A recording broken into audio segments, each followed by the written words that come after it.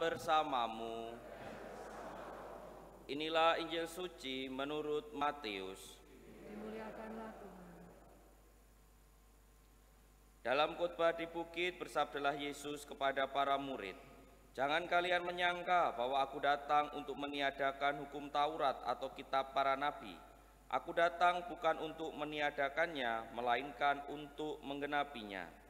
Aku berkata kepadamu, sungguh selama belum lenyap langit dan bumi ini, satu iota atau satu titik pun takkan ditiadakan dari hukum Taurat sebelum semuanya terjadi.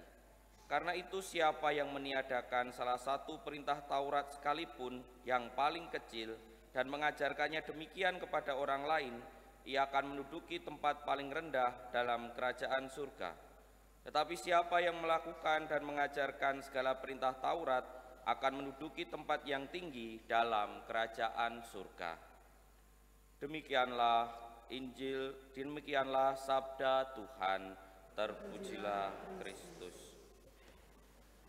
Paromo, bruder, suster, bapak, ibu, dan saudara-saudari yang terkasih dalam Tuhan, bacaan pertama dan bacaan Injil hari ini berbicara soal hukum Taurat dan juga kitab nabi-nabi.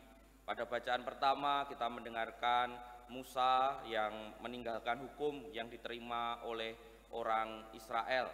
Tentu kita bisa membacanya dari kitab Keluaran sampai dengan kitab Imamat, juga ada juga di kitab Yosua dan seterusnya. Ada banyak hukum di situ, ada banyak aturan di situ. Dan Yesus menegaskan bahwa Dia tidak ingin menghapus semua itu, tetapi menggenapinya.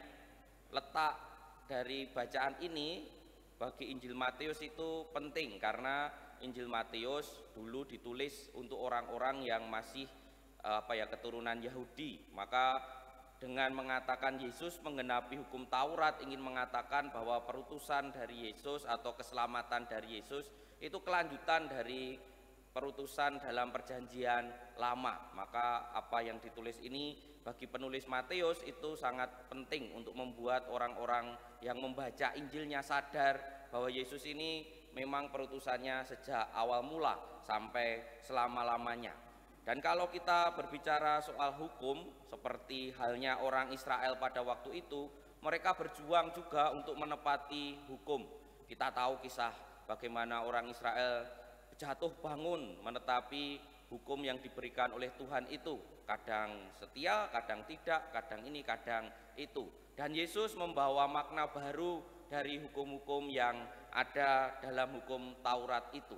Dan mungkin sampai sekarang pun kita yang masih ada di sini ini, itu juga berjuang untuk menetapi hukum ataupun aturan-aturan dalam hidup kita sehari-hari.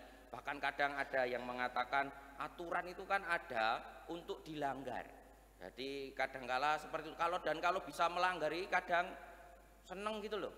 Sekarang tuh banyak yang viral gara-gara melanggar aturan. Itu kan seringkali terjadi. Sekarang viral tuh gampang kok, langgar aja aturan, minta maaf, viral. Kadangkala seperti itu sering terjadi. Juga dalam gereja kita kadangkala juga terjadi seperti itu. Banyak sekali hukum yang ada dalam gereja kita. Ada berbagai aturan-aturan, tentu saya maksudkan gereja universal. Dan kadangkala ketika kita berhadapan dengan aturan atau hukum itu, sikap kita kadangkala bisa dua hal, tidak peduli atau terlalu legalis. Terlalu legalis itu ya pokoknya ngene, pokoknya ini dan lain sebagainya. Padahal dalam hukum gereja itu hukum yang paling utama adalah keselamatan jiwa-jiwa. Di akhir kitab hukum kanonik itu seperti itu. Dan memang kita diajak oleh Yesus untuk memandang aturan sebagai sarana untuk terus-menerus melihat keselamatan dari Tuhan itu bisa kita tawarkan. Tentu harapannya kita tidak jatuh kepada orang yang terlalu legalis, tetapi juga tidak jatuh kepada orang yang tidak terlalu peduli dengan aturan. Nah, inilah perjuangannya.